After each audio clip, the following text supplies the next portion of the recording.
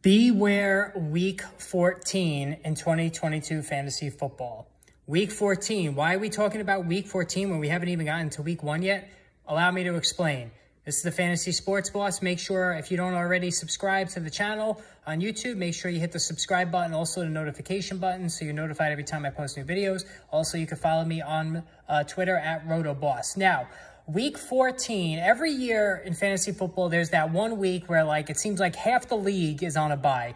And buys are like, you know, an annual annoyance to try to get around, trying to make sure you have the right depth so you can cover buys. And even during the draft, trying to be at least somewhat aware that you're not drafting too many guys that are on the same bye week. Well, this year, it's week 14, and it's really, really late and really frustrating, which I'm going to explain. Now, in most fantasy football leagues, or at least it should be, you have 3 weeks of playoffs, all right? Those Neanderthal leagues that still only have 4 teams that get to the postseason and just do the last 2 weeks, maybe try to join a new league because that's just not exciting. So, in most leagues that have the 3-week playoff format, which they should, that means that week 14 is the final regular season week of the season, which means that possibly me, you, and thousands of other fantasy football players could be in a position where you need to win to get in. If you're on the borderline of making the playoffs in your league and you need to win to get in, all the marbles are on the table for that game. Week 14 is it. If you lose, you're not going to the playoffs. Your season's over.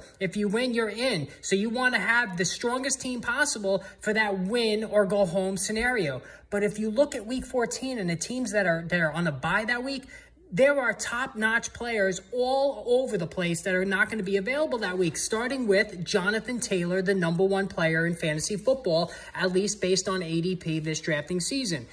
Jonathan Taylor will not be available to you if you have that win and get in game scenario in your league this season. Now, let's just take this by position. At quarterback, Aaron Rodgers will not be available. All right, now Rodgers is still a top 12 guy, 2-time defending MVP. If you don't have Aaron Rodgers, boy, I mean, that just sucks. Justin Fields is the other semi-big name. So, all right, that one's not really that big of a deal. And, you know, honestly, at quarterback, it goes pretty deep that you should still be able to cover for that. Now, at tight end, Kyle Pitts, that's a big one, all right? Kyle Pitts will not be available. He's off that week. So this is a top 3-4 tight end who's, and according to pretty much everybody, including myself, is going to have another monster season catching the football with more touchdowns this year. He's not going to be available. Cole Kmet, all right? Now, Kmet is more of a sleeper tight end. The Bears...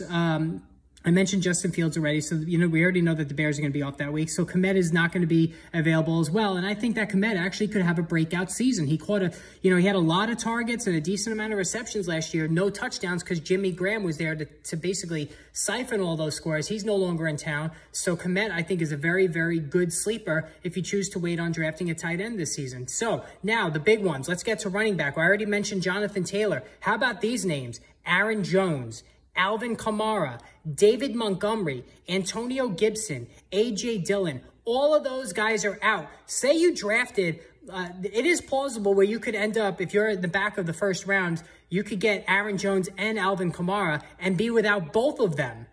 You know, if you're sitting in that 12th spot in the first round, both of those guys should be available. And you know what? On paper, it would be a great move to get both of them. You shore up running back taking those 2 guys right at that spot. But they're both not going to be available for that week 14 game. Wide receivers, Michael Pittman, everybody's favorite sleeper at receiver. Terry McLaurin, Darnell Mooney, Michael Thomas, Alan Lazard. These are all guys who are really popular sleepers this year. Every single one of them. Pittman, Mooney, Thomas, and Lazard especially. You know, McLaurin is kind of a... he's a known commodity now. I wouldn't call him a sleeper, but the other 4 names on that list, everybody's after this season is in terms of drafts. Now, if you're a rookie wide receiver, you're not playing week 14. Chris Olave is out. Drake London is out. Christian Watson is out. And of course, Romeo Doubs, the new sensation this summer, the wide receiver sensation for the Packers, a 4th-round pick, he is out. So all of those guys are out that I just told you about, which is a really big potential situation if you are in that win and get in scenario. Now, you could throw that right back at me and be like, hey, listen, you play week to week. You cannot possibly worry about week 14. And I totally get it. But if you end up in that situation, then you're going to kick yourself and be like, well, maybe I should have prepared a little bit better. And again, you don't want to have, I'm totally fine with the people that say, all right, you know what? If I have a lot of guys that are on a bye week, I'll just take the loss that week.